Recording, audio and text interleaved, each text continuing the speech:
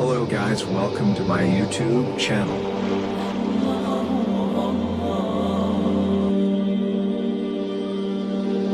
کے for knowledge کے معزز ناظرین، ہمارے معاشرے میں یتیم ہونا ایک بہت بڑا امتحان ہے، اور اگر قدرت کی مددگار فرمانا ہو تو یتیم کو بہت بھاری قیمت چکانی پڑتی ہے۔ ایسا ہی ایک دل خراش واقعہ آپ کے سامنے میں لے کر حاضر ہوا ہوں، جس میں ایک بچہ سکول جانے سے قبل سبزی منڈی میں جاتا ہے اور وہاں پر اپنی ایک چھوٹی سی ننھی سی دکان لگاتا ہے۔ اس سے پہلے آپ سے گزارش ہے، اگر آپ ہمارے چینل پر نئے ہیں تو ہمارے چینل کو سبسکرائب کرنا اور لائک کرنا مت بھولیے گا، تاکہ ہر آنے والی نئی ویڈیو سب سے پہلے آپ تک پہنچ سکے۔ میں اپنا ایک واقعہ سنا رہا ہوں جو ایک پرسنل حقیقت ہے۔ میں نے دیکھا کہ ماں اپنے بیٹے کو آہستہ آہستہ مارتی بھی ہے اور خود بھی اس کے ساتھ روتی ہے۔ میں نے ماں سے جا کر پوچھا کہ بچے کو کیوں مار رہی ہو اور خود بھی روتی ہو؟ تو وہ خاتون کہنے لگی، بھائی صاحب، آپ جانتے ہیں کہ اس کے والد اللہ کو پیارے ہو گئے ہیں اور ہم بھی بہت غریب ہیں۔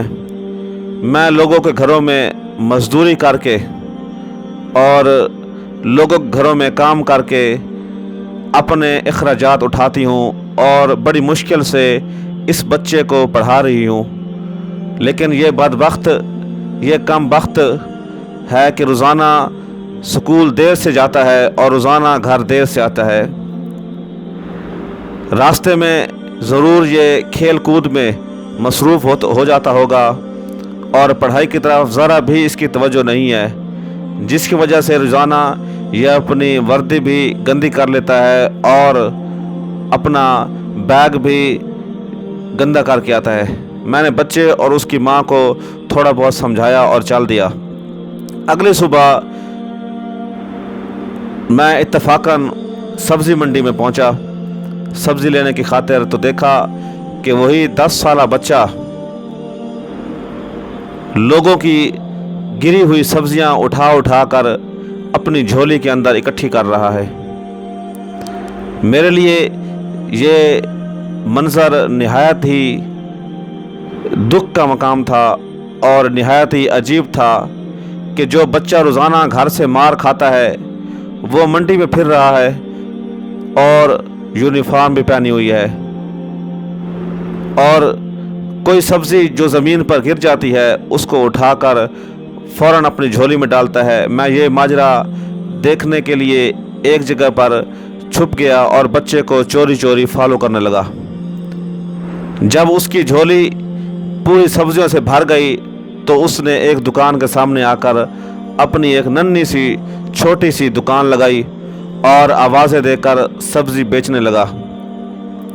منہ پر مٹی، گندی یونیفارم اور آنکھوں میں نمی کے ساتھ ایسا دکاندار میں نے زندگی میں پہلی مرتبہ دیکھا تھا۔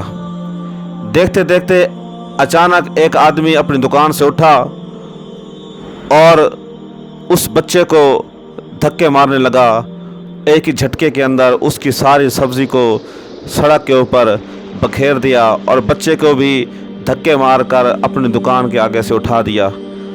بچہ غمزدہ نظروں کے ساتھ اٹھا اور اس نے اپنی سبزی اکٹھی کر کے ایک اور دکان کے سامنے جا کر اپنی چھوٹی سی ننھی سی دکان ڈرتے ڈرتے لگا لی۔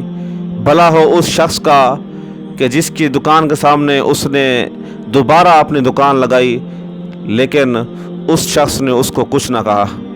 تھوڑی سی دیر کے بعد جلد ہی وہ سبزی فروخت ہو گئی اور وہ بچہ اٹھا، بازار کے اندر سے ہوتا ہوا ایک کپڑے کی دکان پر گیا اور جو پیسے اس کے پاس تھے ایک دکاندار کو دیے، اپنا بیگ اٹھایا اور سیدھا سکول چلا گیا۔ جب سکول پہنچا تو 1 گھنٹہ دیر ہو چکی تھی، جس پر استاد صاحب نے بچے کو ڈنڈوں سے خوب مارا۔ میں جلدی سے جا کر استاد کو منع کرنے لگا کہ یتیم بچہ ہے، اسے مت مارو۔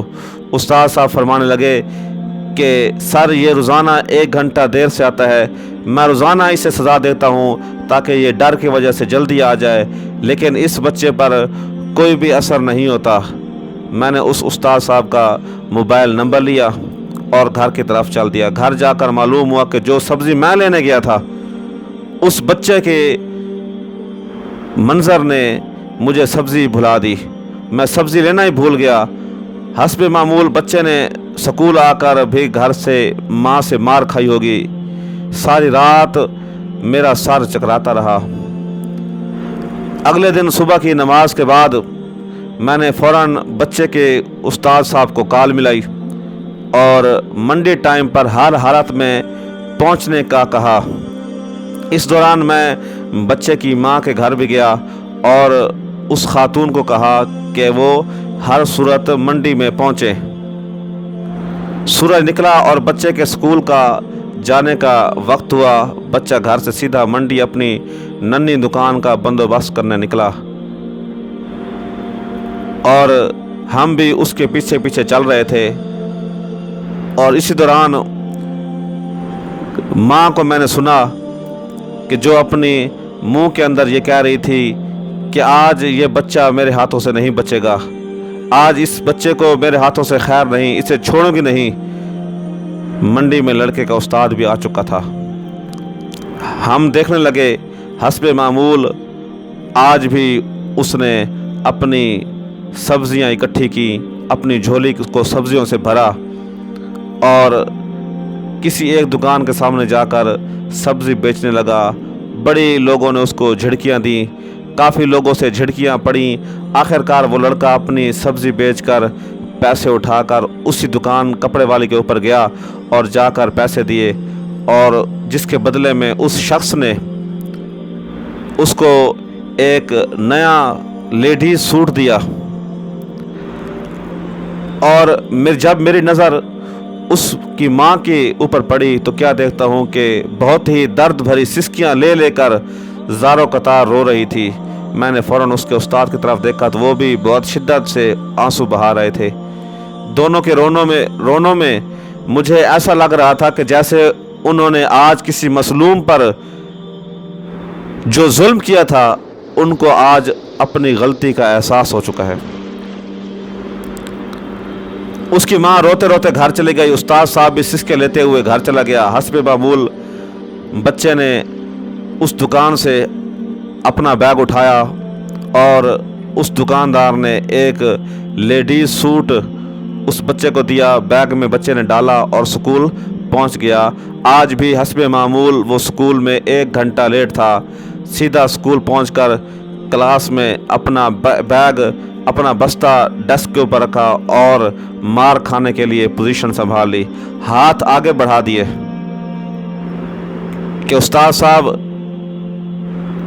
حسب معمول روزانہ کی طرح آج بھی مجھے ماریں۔ لیکن آج استاد کا رویہ بدلا ہوا تھا۔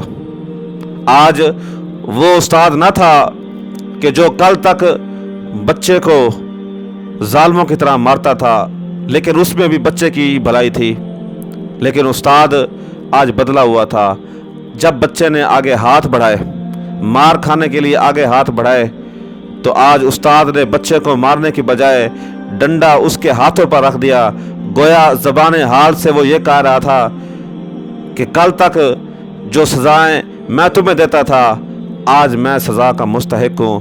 میں نہیں جانتا تھا کہ اس ننھی جان کے اوپر کس قدر دباؤ ہے، اخراجات کا کس قدر بوجھ ہے، اور یہ ننھی جان اپنی ماں کی دل کے اندر کتنی فکر لیے ہوئے پھرتا ہے۔ اس دن استاد اٹھا اور اس نے ڈنڈا بچے کے ہاتھوں پر رکھ دیا اور زاروں قطار رونے لگا۔ اس قدر رویا، بچے کو سینے سے لگا لیا۔ اس کے رونے کی شدت اس قدر تھی کہ میں جو کھڑکی سے دیکھ رہا تھا، اپنے غم پر، اپنے آنسوؤں پر قابو نہ پا سکا۔ میں بھی اپنے آپ کو سنبھال نہ سکا اور زاروں قطار رونے لگا۔ لیکن آگے بڑھ کر مجھے چپ کرانا پڑا۔ بچے سے پوچھا کہ یہ جو بیگ میں سوٹ ہے وہ کس کے لیے ہے؟ بچے نے جواب دیا کہ سر، میری ماں امیر لوگوں کے گھروں میں کام کرتی ہیں، مزدوری کرنے کے لیے جاتی ہیں، اور اس کے کپڑے پھٹے ہوئے ہیں، اس کے پاس جسم کو ڈھانپنے کے لیے مکمل لباس تک نہیں، اس لیے میں نے اپنی ماں کے لیے یہ سوٹ خریدا ہے۔ یہ سوٹ آپ گھر لے جا کر کیا ماں کو دو گے؟ میں نے سوال پوچھا۔ جواب میں میرے اور اس کے استاد کے پیروں کے نیچے سے زمین نکل گئی۔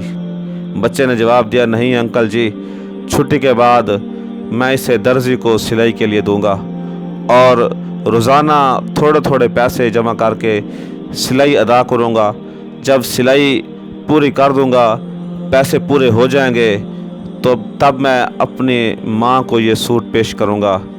استاد اور میں یہ سوچ کر روتے جا رہے تھے کہ ابھی اس معصوم کو اور منڈی میں جا کر کام کرنا پڑے گا، منڈی میں جا کر لوگوں کے دھکے برداشت کرنے ہوں گے اور لوگوں کی حقارت والی نزلیں برداشت کرنی ہوں گی، لوگوں کے تانے سننے ہوں گے اور لوگوں کے دھکے کھانے پڑیں گے، ننھی دکان لگانی پڑے گی۔ آخر کب تک یتیموں کے بچے اسی طرح ننھی دکانیں لگاتے رہیں گے؟ ہمارا سوال ہے آپ سے، جو اس چینل کے تھرو میں آپ کے سامنے پیش کر رہا ہوں۔ اس واقعہ سے ان لوگوں کو عبرت حاصل کرنی چاہیے کہ جن کے پاس اللہ کا دیا سب کچھ ہے، لیکن اس کے باوجود بھی ان کی زبانوں پر شکوے شکایت کی ایک لسٹ ہے۔ اگر ایک خواہش پوری نہیں ہوئی تو تمام کا تمام اللہ کا دیا ہوا زبانوں کے اوپر شکوے کی صورت میں عیاں ہو جاتا ہے۔ اور ایک اور بھی آپ سے درخواست کرنا چاہوں گا، اپنے ارد گرد دیکھیں، اپنے ارد گرد نظر دوڑائیں، ایسے لوگ کہ جو سفید پوش ہو کر اپنا ہاتھ آپ کے آگے نہیں پھیلاتے، اپنا ہاتھ نہیں بڑھاتے، وہ بھوکے سو جاتے ہیں لیکن کسی کے آگے ہاتھ نہیں پھیلاتے، کسی سے مانگتے نہیں ہیں، جن کے پاس تن کو ڈھانپنے کے لیے کپڑے نہیں ہیں، جن کے پاس بچوں کو پڑھانے کے لیے فیس نہیں ہے، جن کے پاس بچوں کو دودھ پلانے کے لیے پیسے نہیں ہیں، خدا را ان کی طرف نظر دوڑائیں، اپنے دل کے اندر انسانیت کا رحم پیدا کریں۔